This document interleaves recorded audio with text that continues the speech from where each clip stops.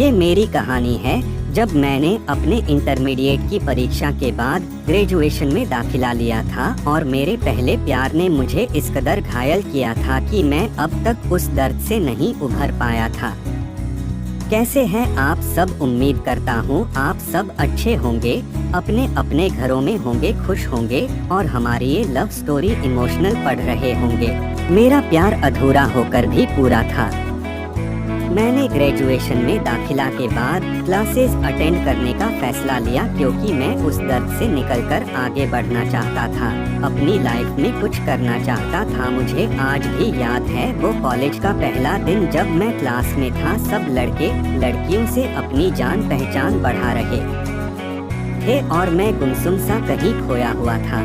हर रोज मैं कॉलेज जाता था। हर रोज से मेरा मतलब जब कॉलेज खुला रहता था और मैं जाकर एक कोने की सीट पर बैठ जाता और बस कहीं खो जाता था।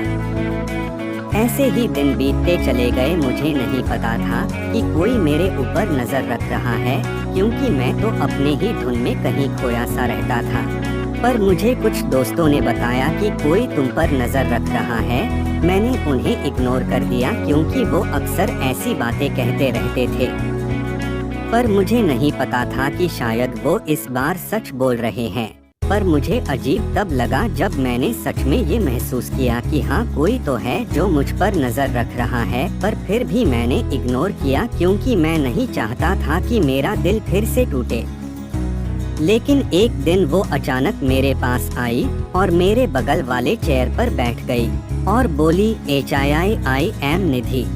मैंने थोड़ी देर सोचा और फिर हिचकिचाते हुए बोला, हे I am रोहन, और फिर मैंने उसे इग्नोर कर दिया और वो चली गई। और बाद में मुझे एहसास हुआ कि मुझे उसके साथ ऐसा नहीं करना चाहिए था और मैंने ये सोचा किया कि कल कॉलेज जाकर मैं उससे माफ़ी मांगूंगा और मैं अगले दिन कॉलेज चला गया।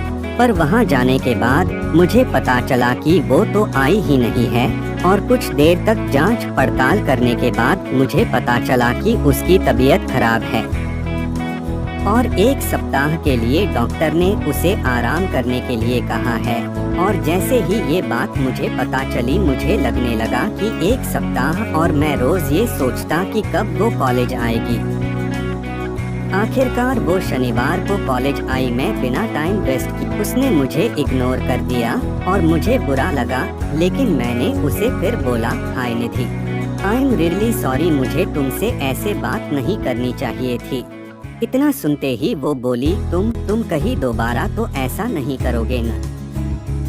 मैंने मुस्कुराते हुए कहा, नहीं बाबा, कभी नहीं। तो उसने कहा, फ्रेंड्स।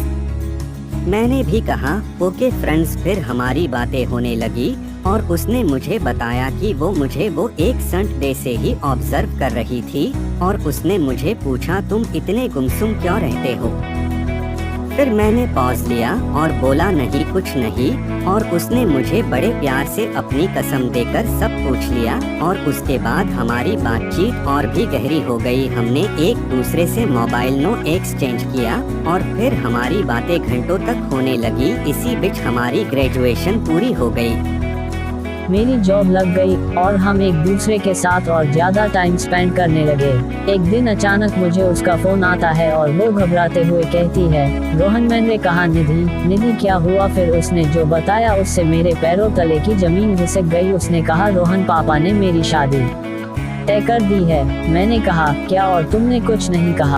अब आगे क्या होता है इसे जानने के लिए चैनल को सब्सक्राइब करें और बेल आइकन को दबाएं और अगला पार्ट का दूसरा भाग जल्दी अपलोड हो जाएगा और कहानी का पूरा आनंद लें।